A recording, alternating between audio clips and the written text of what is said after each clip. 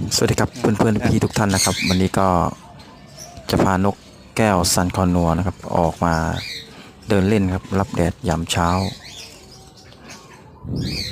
เพื่อให้นกได้มีสุขภาพร่างกายแข็งแรงนะครับและช่วย